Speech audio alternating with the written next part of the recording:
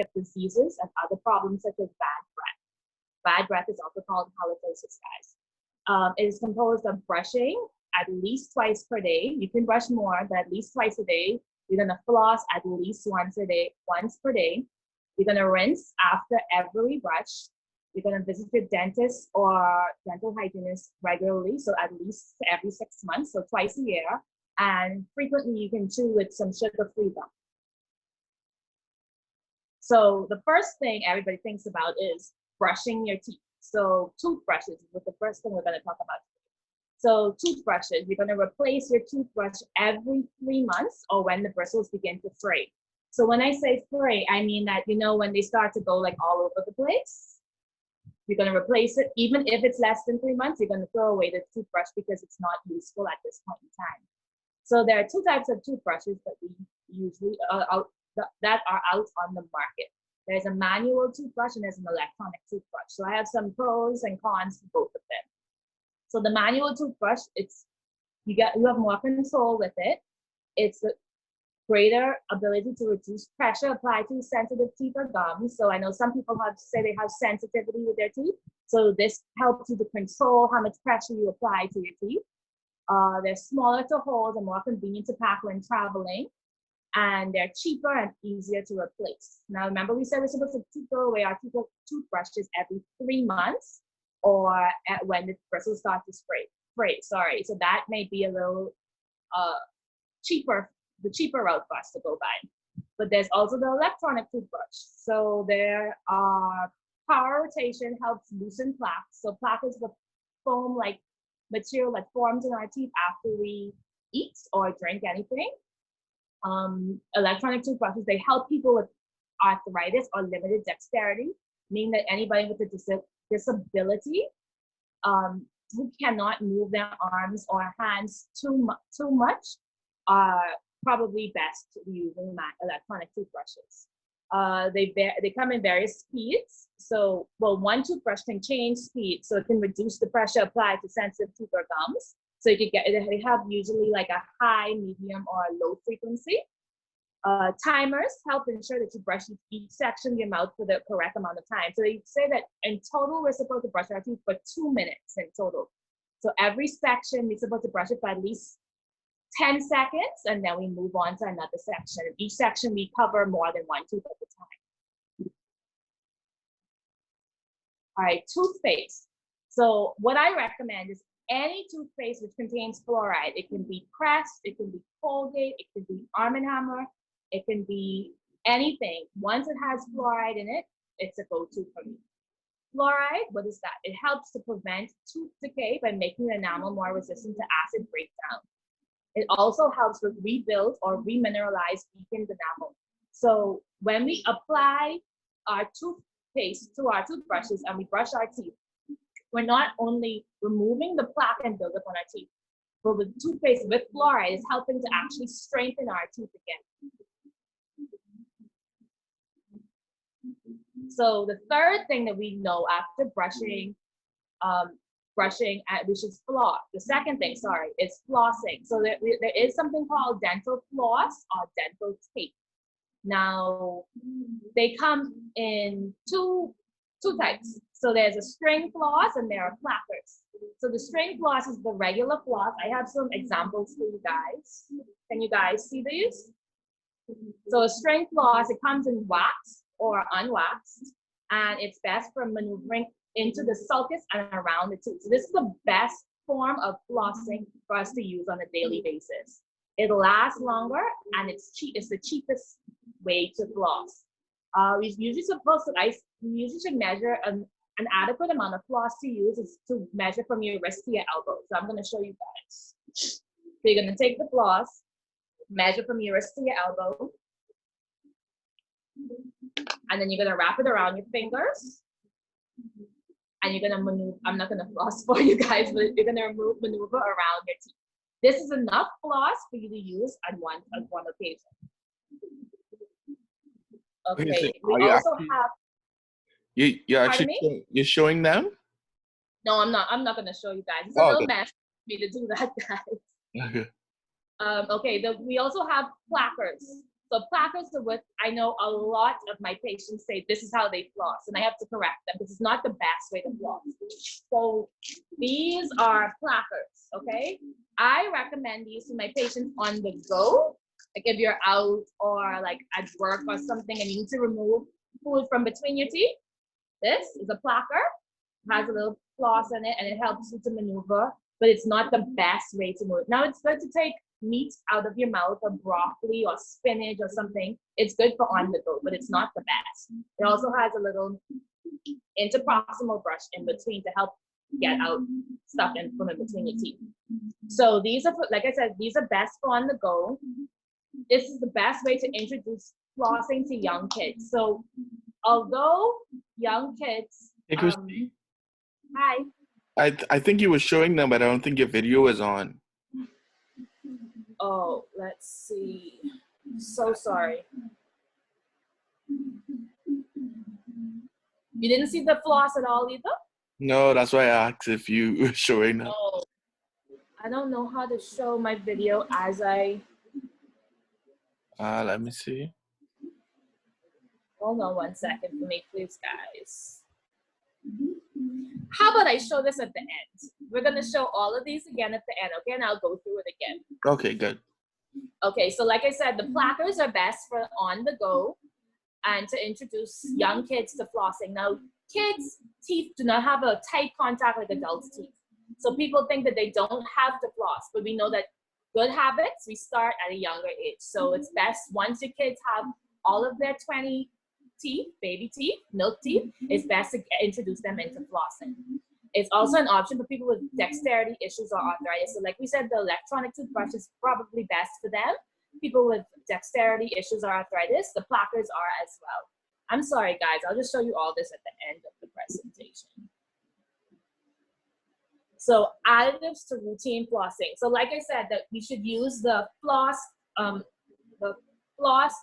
tape, every day, at least once a day, and the plackers on the go. But we also have some other things that help with our flossing as well. So there's something called floss threaders for those people who have braces, permanent retainers, or bridges. It just helps to maneuver the floss underneath our permanent retainers or our braces or our bridges to clean up underneath there as well. Because with those things, it also harbors more bacteria in our mouth, and we'd want to move all of that every day as well. There's also something called an interdental brush.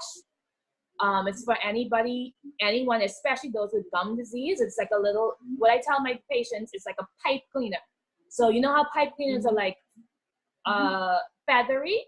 It's a little brush that you maneuver in between your teeth to help to, is an additive to flossing. It helps to remove all of the buildup in between our teeth as well. And it comes in different sizes. So usually with people with gum disease, we tell people to start small and then work their way up. There's also something called a water pick. It helps to flush around the teeth and it does make a mess, but it also flushes interproximally as well. So after we floss, you can also use the water pick to wash out anything else that's left in between there. It's very messy though, so usually you either should do it in the shower or over a sink. You can use water, mouthwash, or peroxide, or any medicated mouth rinse to help and flush out in between your teeth as well with the water pick. Now, water pick is actually the brand, but it's also the machine as well. So if you do want to look for them, you can look for water pick or any other brand of the water pick machine.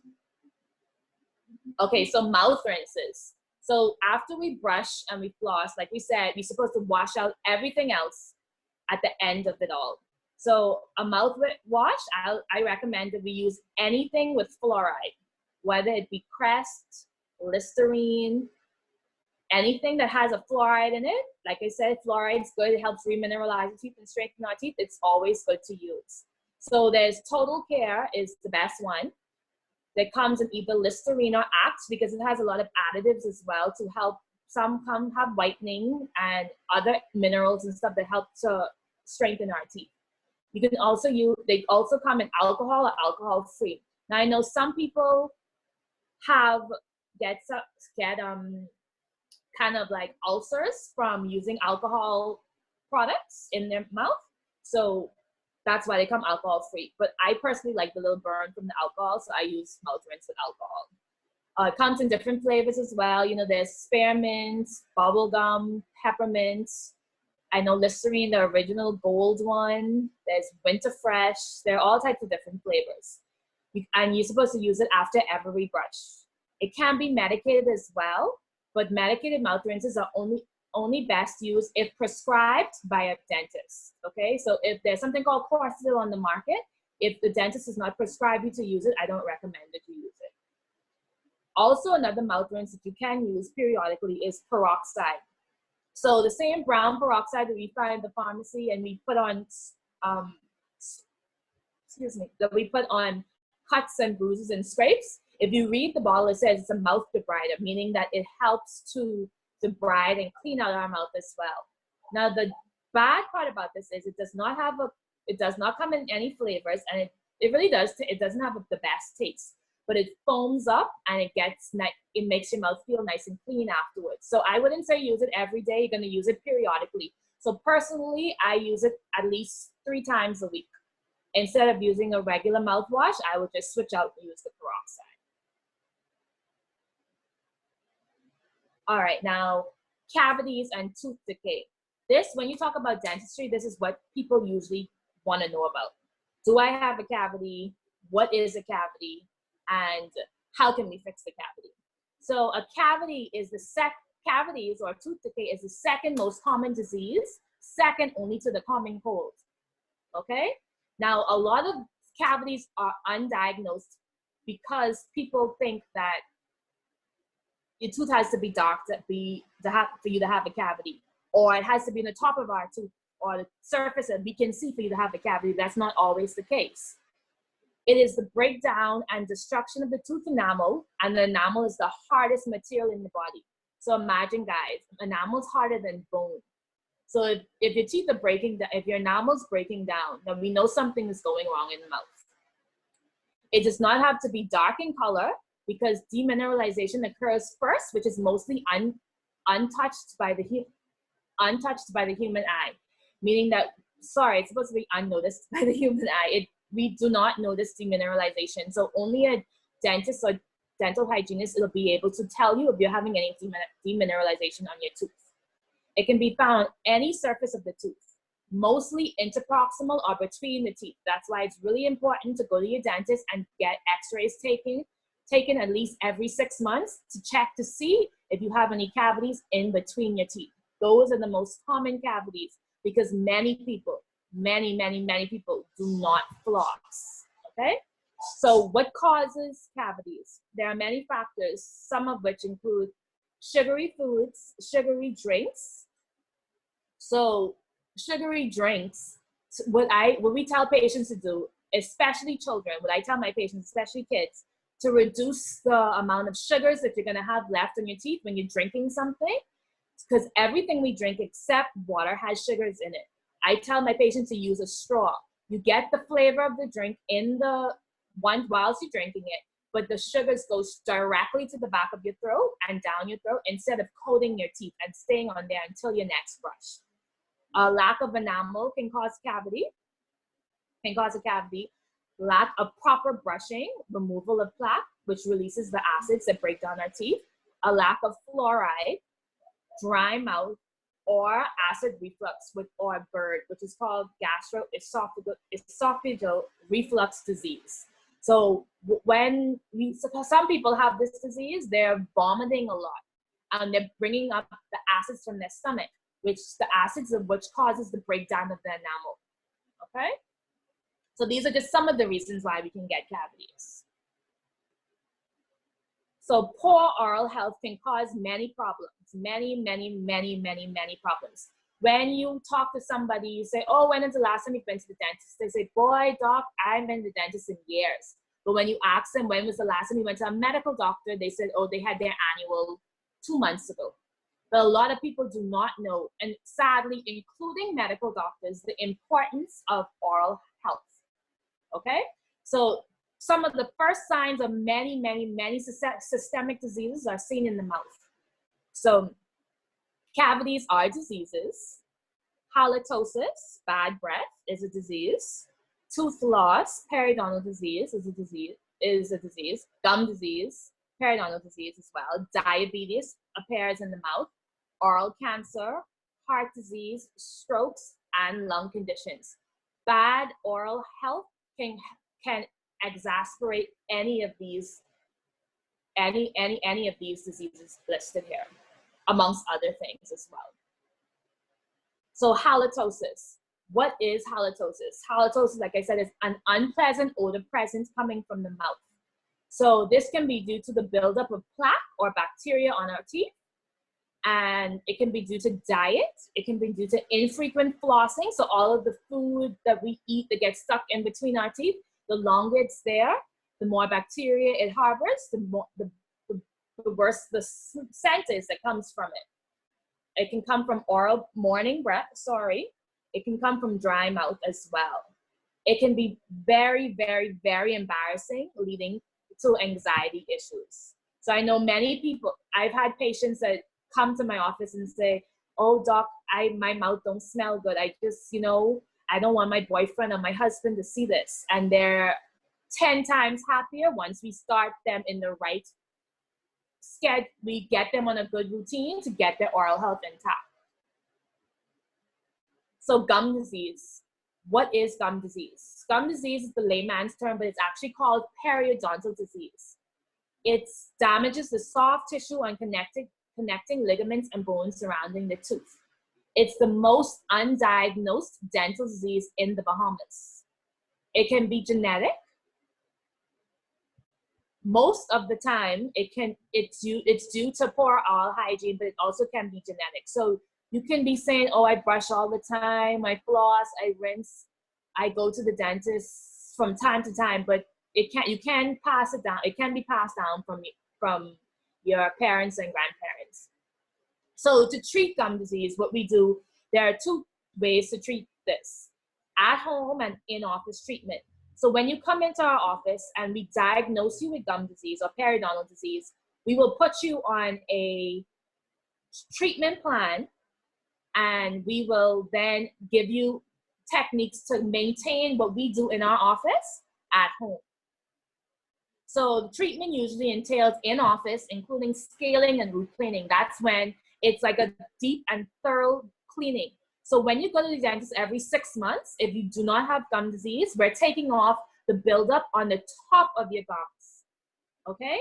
Now, if you are diagnosed with periodontal disease or gum disease, we have to do something called scaling and root cleaning. That's when we numb the area and we're removing the buildup below your gum line. So you have to be numb for us to get down on the roots of your teeth and to clean up all that buildup and bacteria that's causing your gums to be infected.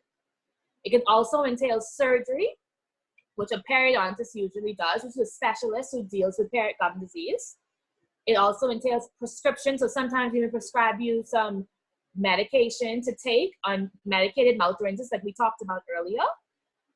And the medicated mouth rinses. So signs of gum disease include excessive bleeding of the gums, mobile teeth, or splaying of the teeth. So when I say excessive bleeding of the gums, I mean not just when you brush and you get a little 1-2 speck of blood. So when we see blood in our mouth, when we spit, that's a sign of something going wrong in our mouth. So we either lack of flossing, and some areas of our gums are inflamed, which is called gingivitis. Mild inflammation of the gums is called gingivitis.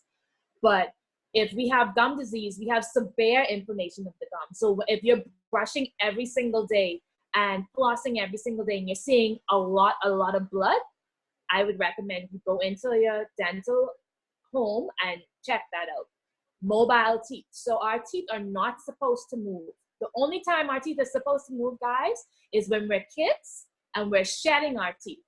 When our teeth get shaky and we want to take it out and get our money from the tooth fairy, that's the only time we're supposed to have mobility from our teeth. So if you have teeth as an adult that are mobile, then I would recommend that you go in and get that checked out at your dental home as well. Another reason actually we're supposed to have mobile teeth, guys, is if you have braces and the teeth are moving for orthodontic purposes. Splaying of the teeth means that our teeth are not in contact like they're supposed to, and they're kind of what people usually call like buck teeth. They're kind of out and protruded and not in the correct placement they're supposed to be, which leads to a change in the shape of our profiles and the shape of how we look. So usually with gum disease, there are pockets. So because we're having this bacteria and plaque and everything building up around our teeth, causing our gums to be infected, a reaction of the body is to release the connection between the gums and the bone. So the ligaments that hold our teeth in place, that are connected to our gums, that connect our gums to our bone, they kind of pull back away from the tooth and cause pockets. So just like a pocket in your pants, the pockets form around our teeth with a reservoirs for the plaque and bacteria, as well as many other viruses.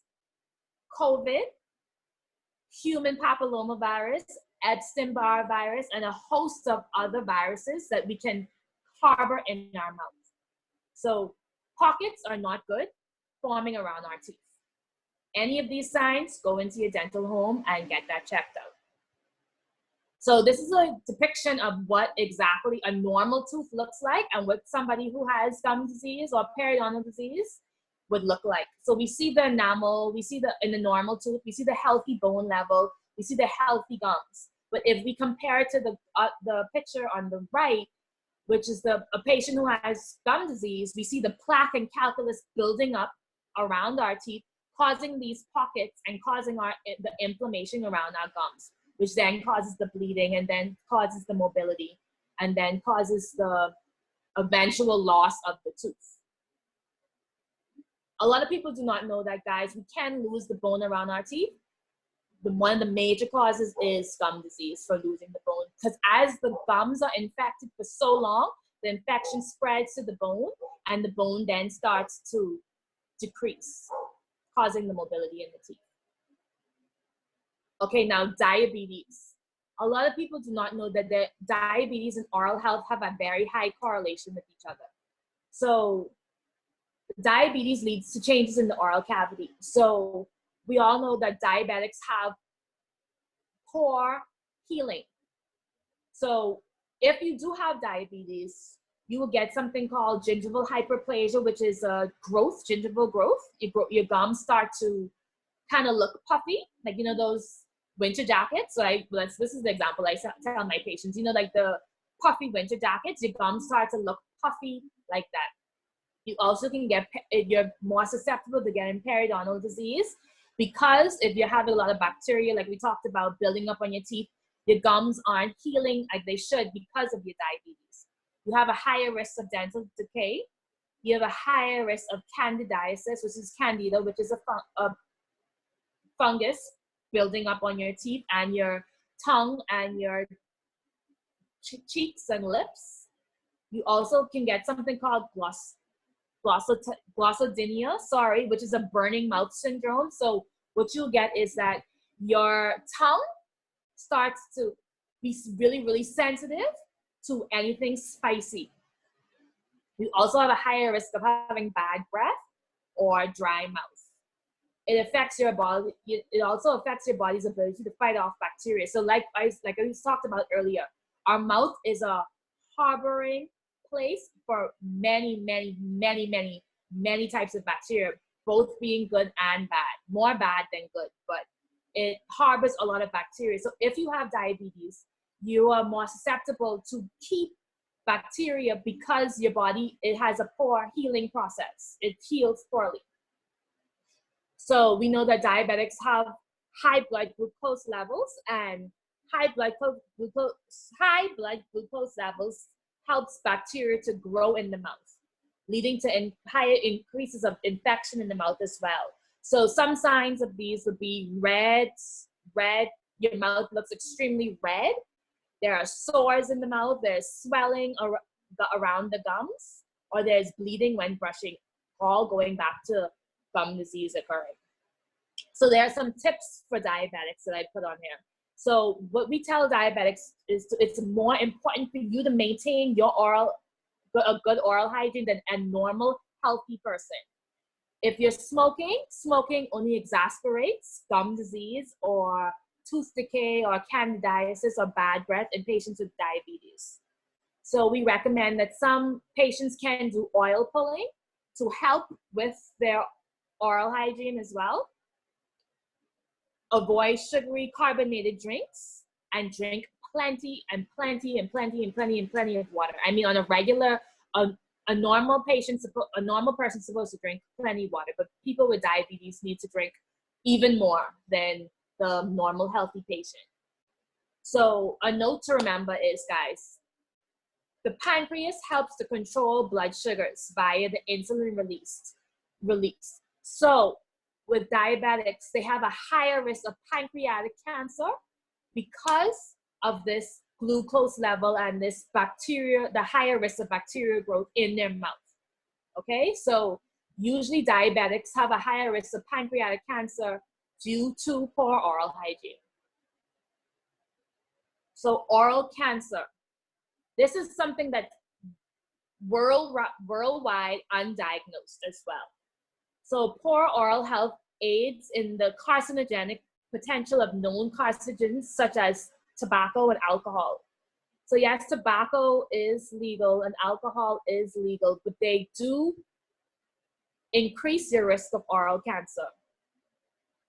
So if you're not brushing every day, if you're not flossing, if you're not visiting a dentist regular, and you're smoking, a constant smoker and alcoholic, you're gonna have a higher risk of oral cancer. So what is oral cancer? It is the growth or abnormal cells in your mouth. This can lead to growths or sores in the mouth that do not go away. So these sores have been there for a very long time. It's not something that you get today and it goes away in a week. It's something like an ulcer that does not heal within 3 weeks. So if you've had like a sore in your mouth that's lasted longer than 3 weeks, go into your dental home and get that checked out. It's red and white patches in the mouth that do not look normal. I'm going to show you guys some pictures of what I mean shortly. It's unusual lumps or swellings in our mouth. So I know from time to time we feel, we humans, we worry about things. So what I would recommend to you to do is to Google is our best friend. Google, if you do think that you have some type of lump or bump or swelling or red or white patch in your mouth, Google what the normal mouth looks like.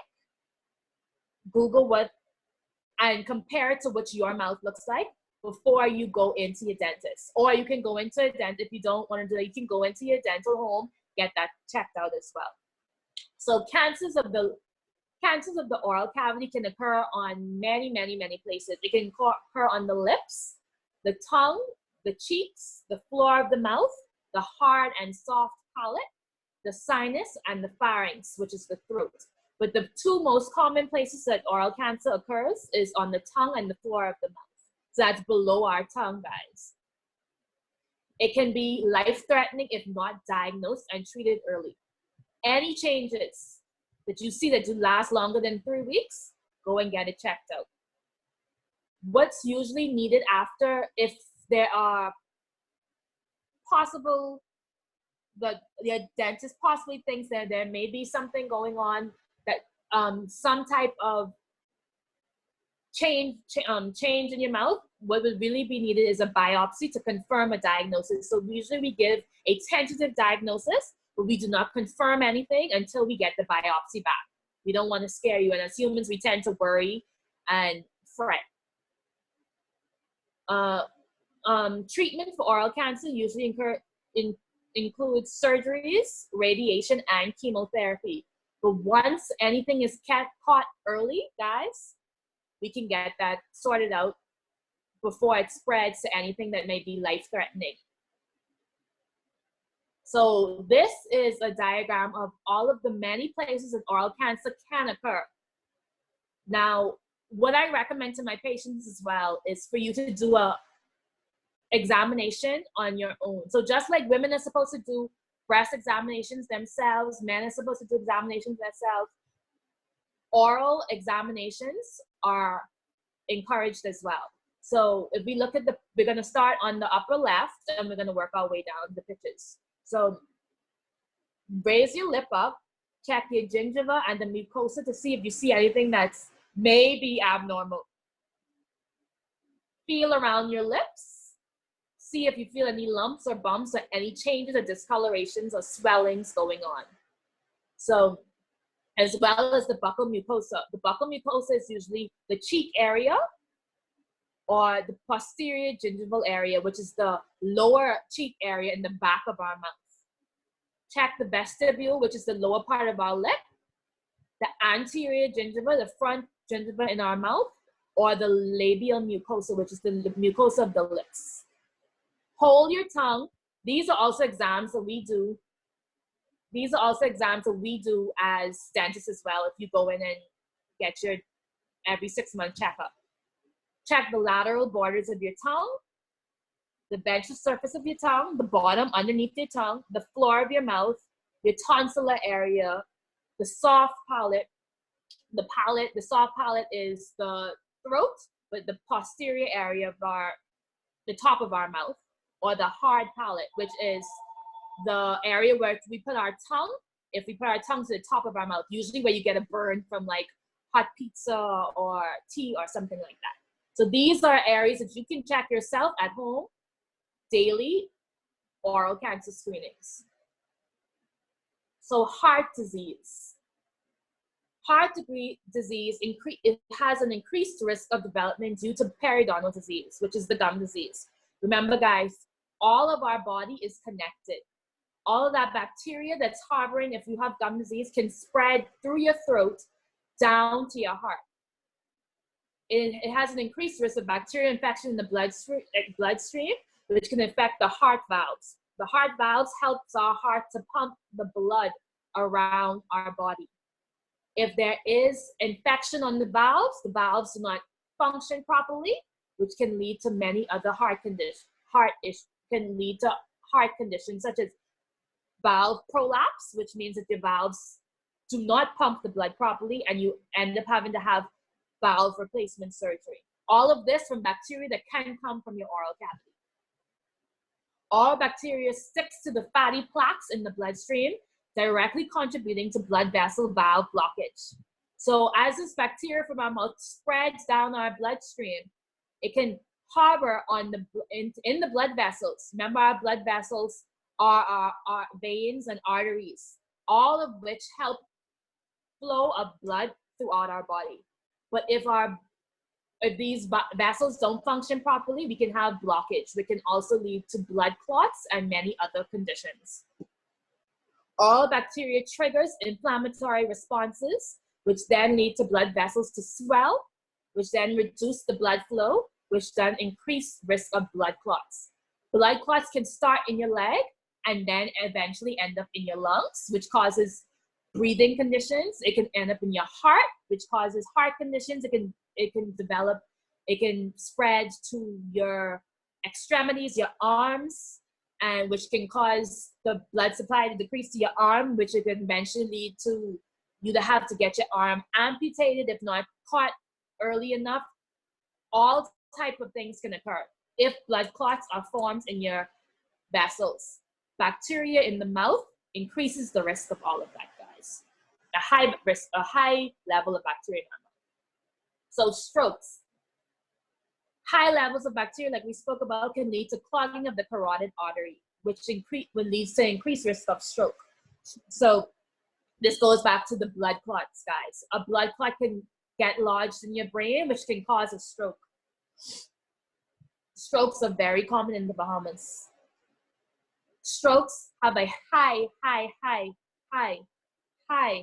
connection to gum disease and bad oral health.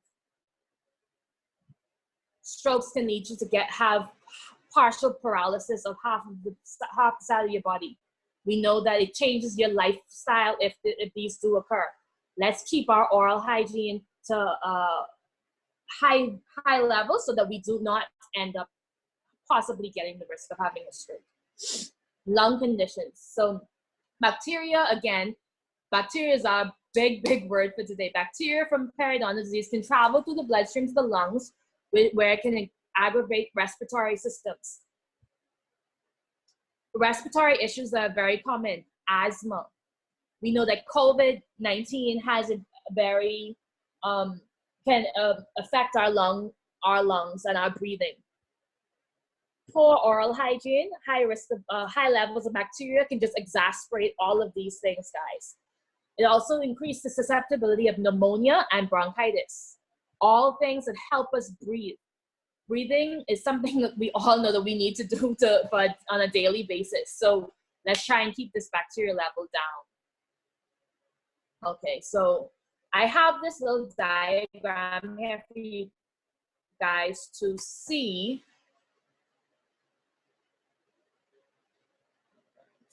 Okay, did you know?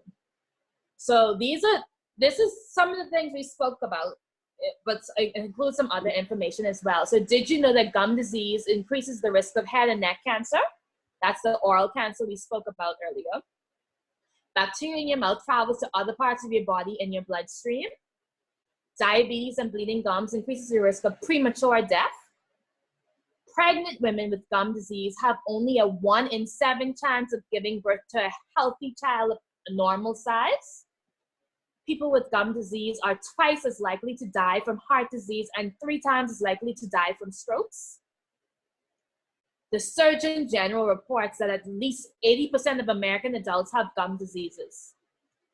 Research has found an association between gum disease and rheumatoid arthritis. 93% of people with gum disease are at risk of diabetes. Gum disease increases pancreatic and kidney cancers by 62%. And tooth loss and gum disease increases the risk of Alzheimer's disease and dementia.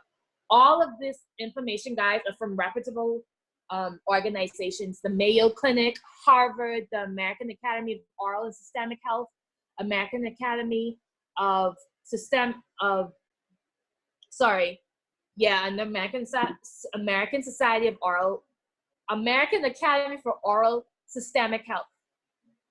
All of this comes from the simple brushing, flossing, and rinsing on a daily basis.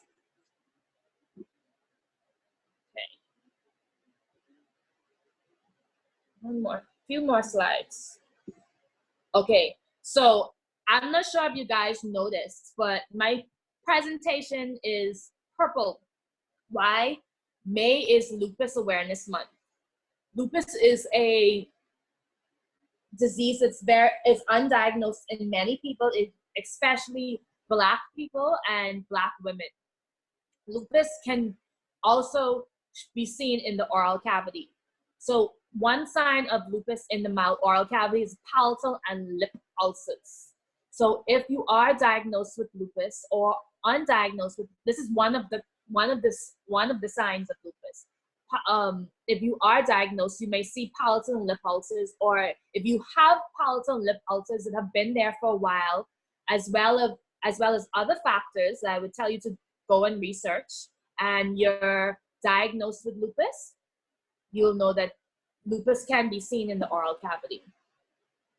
Here are some examples of people who are diagnosed with lupus, and these are the ulcers that they may see in their mouth, on the palate, on the lip, and on the external vermilion border around the lips. Okay. That is the end of the slideshow, guys.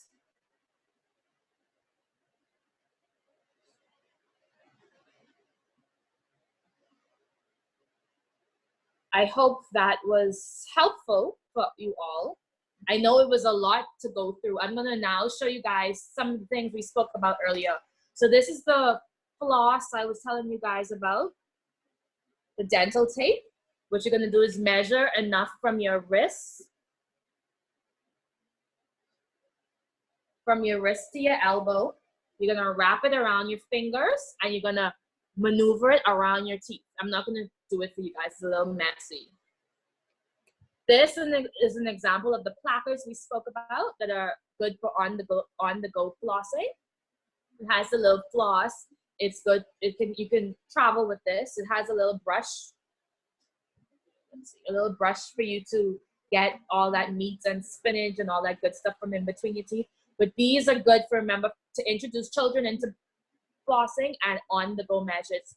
This is still the best thing to remove all of that plaque and build up around the sulcus, around our gums. Now, if you guys have ever done an exam of your mouth, we have something called the free gingiva in our mouth. If you look at your tooth and the gums surrounding our teeth, you'll notice that there's some gums that are not attached to our teeth, and then you see it's some free area, and then then the gums start to be attached. That's called the free gingiva. So that's where we're going to try and remove the buildup from with flossing. So when you have the floss around your fingertips, you're going to shimmy it in between, and you're going to make like a C around your teeth and hug the tooth and scrape the side of the teeth, getting into that free gingiva and that sulcus to remove all of that bacteria and stuff from on the side of your teeth, okay? This is an example of the floss that, as I told you guys, is good for people with braces, those with bridges, and those with permanent retainers. So what you're gonna do is you're gonna measure the floss, and you're going to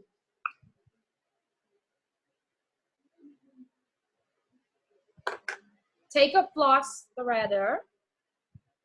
It looks like a little needle eye. You're gonna tie it onto the thread onto it, and you're gonna kind of maneuver this underneath your braces, underneath your retainers, underneath the bridges, and then clean out underneath those areas.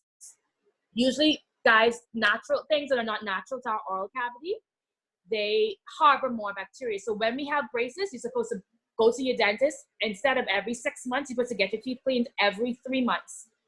Artificial things in our mouth harbor bacteria more than our teeth.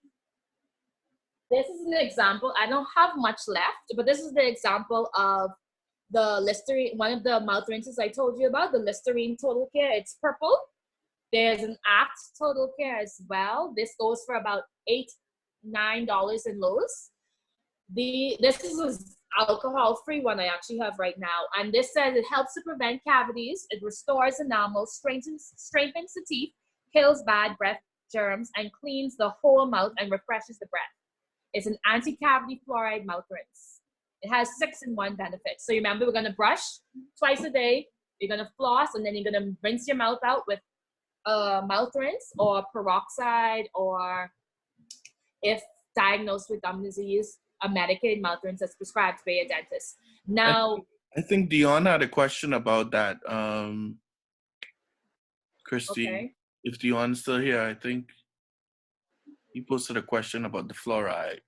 Hey, yeah. So, hi, Krysti. Hi, everyone. I was just asking because I'm a person who, I guess, maybe conspiracy theory, however you may put it, but I use fluoride-free toothpaste, and I try to use fluoride-free mouthwash because of the, I don't know if it's speculation, maybe you could clarify, you know, that fluoride does have some correlation and connection to cancer. Can you clarify that? Because that's why I stay away from it personally. And I remember my dentist telling me as an adult, you don't need fluoride, but as children, you use it more just to build that good dental strength. So I mean, oral immunity, sorry, that's the proper term. But I don't know if you could just clarify that, please. Okay, so there's a higher risk of you getting oral cancer without using fluoride than if you do use fluoride. I know that's a big debate in the dental world as well. What I recommend usually, what I tell patients usually is that you have a higher risk of, with all the bacteria in your mouth, you have a higher risk of getting oral cancer, pancreatic cancer, any other type of cancer without the fluoride than with using the fluoride. Now, I know that when you're a child and we have our milk teeth and we're developing our teeth, pinpoint side note, fun facts, we're born, guys, with all of our teeth present in our body already, in our oral cavity already, in our jaw from conception. they don't erupt until they're supposed to be there. So that fluoride as a child will help to develop your teeth more. But remember, we talked about demineralization when we were talking about cavities. Demineralization is the start of a cavity. Fluoride helps to remineralize your teeth. So if you go to the dentist and they say, oh, you have a little stick, but it's not a full-blown cavity yet, it has to be a certain level of demineralization for us to tell you, okay, we need to do a filling on this tooth. But if it's just something that's a little stick and it's now starting to form, we recommend you to re-up your fluoride to increase the enamel again, to build up the enamel again, so you do not have to cut your teeth. What we as dentists do not like to do, guys, is cut enamel unless we really, really, really, really, really, really have to. So if you just have demineralization forming and it's not a full-blown cavity, fluoride helps a lot. So I hope that helps. I know it's a debate. Some people say that, but I think that it's safer for you, personally, to use fluoride than it is for you not to use fluoride. Because the chance of you the chance of you developing cancer due to fluoride is lower than you developing cancer from all of the bacteria, many other cancers, because of the bacteria in your mouth. I hope that answers your question. It's scientific. I'll share that on a post later. Show you the breakdown of demineralization and how fluoride helps to build up our enamel again. Remember, enamel is the strongest material in the body. If we don't have to cut it, we don't want to at all. Okay, yeah, so that was the mouth rinse, guys. I had one other thing as well. I have a question here that says, can a water pick replace flossing? No, remember, guys, we said it's an additive to flossing. The only way I'll tell you it will replace flossing is if you have some type of arthritis or some type of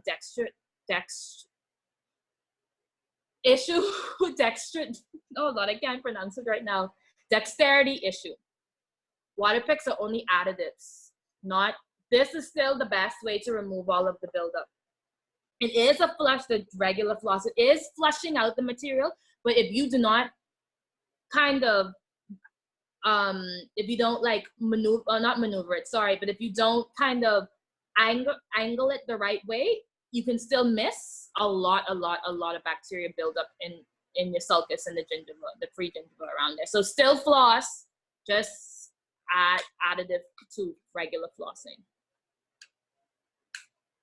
Okay, back to this, guys. Remember, these are good for retainers, bridges, braces. Now, a lot of people do not know, and I realize that I've had a lot of patients with braces come in, do not know that when you have braces, you're supposed to get your teeth cleaned every 3 months instead of every 6 months. I started to talk about this earlier. Things that are not natural in our mouth harbor more bacteria. Tongue rings of any sort, braces, retainers, whether they be removable or permanent, harbor bacteria, more bacteria than usual. So it's very, very, very, very, very important to get floss around those non-natural materials in your mouth and to get your teeth cleaned as often as you could, every 3 months, more or less, than every 6 months if you have braces. Any other questions that we may have, guys?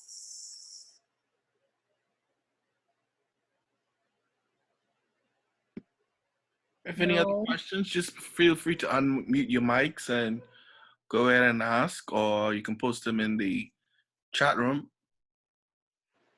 We want in answering Dion's question, furthering on Dion's question. Remember, we said the dentists do not like to cut enamel unless we really have to. Fluoride helps to remineralize our teeth, but guys, if you do have a cavity or something, or you speculate you do have a cavity, I would recommend you go in and check it out before it leads you into possibly losing the tooth or possibly having to do a root canal. Remember, a common saying is that prevention is better than curing. So if we catch these things early, it's cheaper. And they say, oh, dentists are expensive. It's cheaper to catch these things now than it is to catch these things later, because a root canal can run you into $900+ for one tooth, and that's just the root canal on its own. Then a crown after that's needed runs you into $1,000 plus that. So that's $2,000 just to try and save a tooth. So let's try and nip these things in the butt before they get worse. And you either have the option of to extract a tooth or to do the root canal. And I know a lot of people say root canals are expensive, but it's better to save the tooth for chewing purposes and also for facial purposes, because once we start losing our teeth, guys, we start to lose the structure of our face. So then we need to look into replacements, and replacements are more expensive than trying to save one tooth. Extractions are usually the cheaper route at the time, but it also causes you a lot of issues down the line. Okay, any other questions?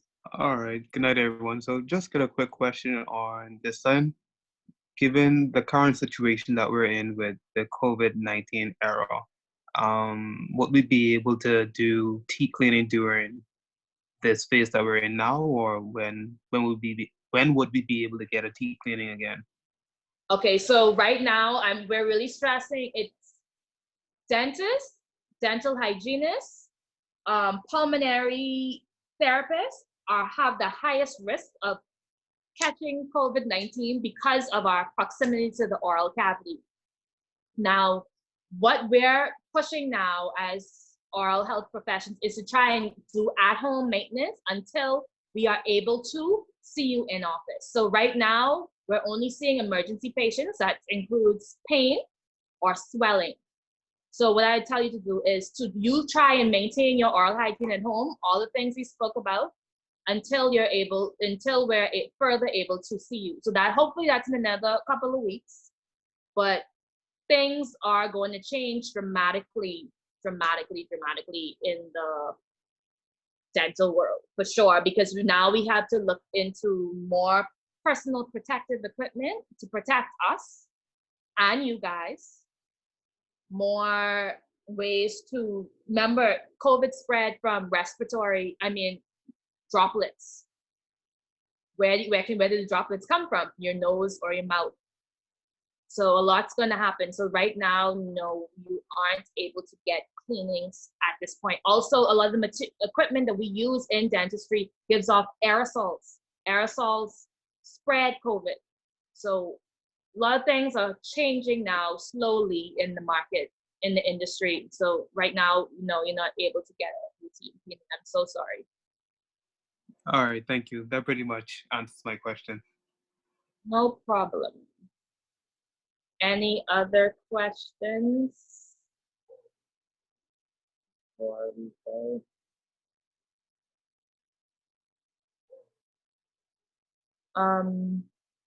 I see no other questions. What I also recommend you guys to do is to go on YouTube, guys, and YouTube has everything on it. Everything. If you want to know how to brush, go on YouTube. It shows you how to angle the toothbrush. It's really about how you brush. You're gonna take a soft bristle toothbrush, guys. Remember, we don't want to destroy our gums. No hard or no medium. I don't know why they still make those. Maybe to clean your shoes, not sure. But soft bristle toothbrushes. You're gonna take that. You're going to angle it about 45 degrees on your teeth, getting the bristles underneath that free gingival or into the sulcus we spoke about, and brushing the bacteria away. YouTube has a great videos to show you how to use that, how to brush, and also how to floss, or how to use a water pick if you do decide to invest in one. They are kind of costly. They're about, in Florida, in the States, they probably start about $60. Lowe's has them here. They start about $120, but they are good additives to regular flossing. Another thing, guys, I did not mention, it is very, very, very, very, very important as well to brush your tongue. The tongue harbors a lot of bacteria as well. It is a major component of bacteria. Brush your tongue every single day. Halitosis comes from the tongue, the bacteria growth on your tongue. So brush, floss, rinse, brush your tongue every single day. So if there aren't any more questions, thank you guys for listening.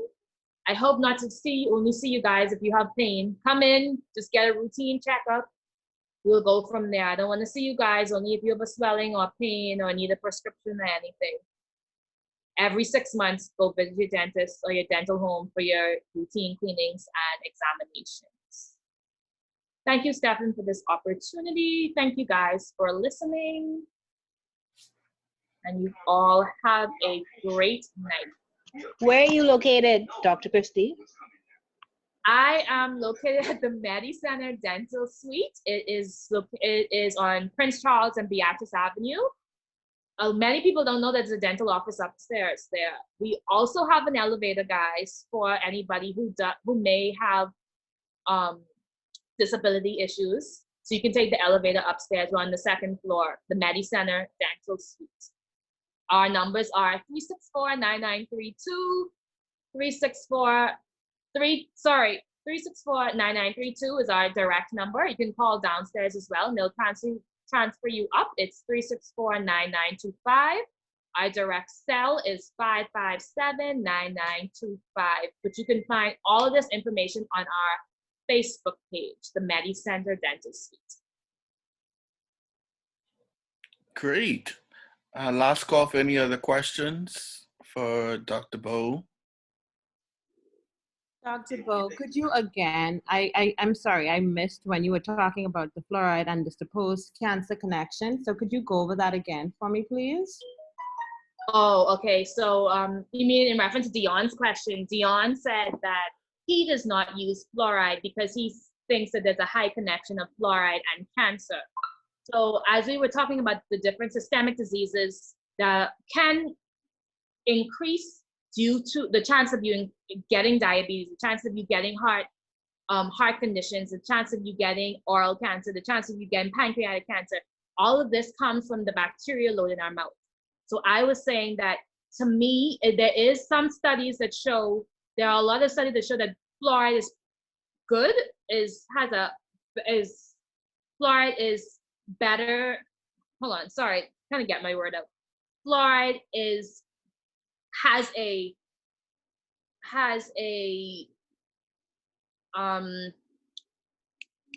it is, sorry, lost my train of thought for a second. Fluoride is bad. It's good outweighs its bad. I'm sorry, basically, because remember, it helps to remineralize our teeth. It helps to flush out all that bacteria that can cause different cancers.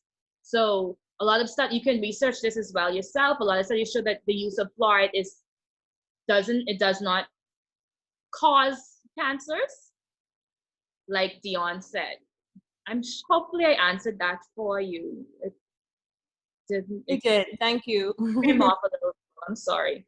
I know that's something a lot of people question. A lot of naturalists and stuff question it, but the pros outweigh the cons when it comes to fluoride. Basically, that's what it is. Someone wants to know what type of dentistry do you specialize in?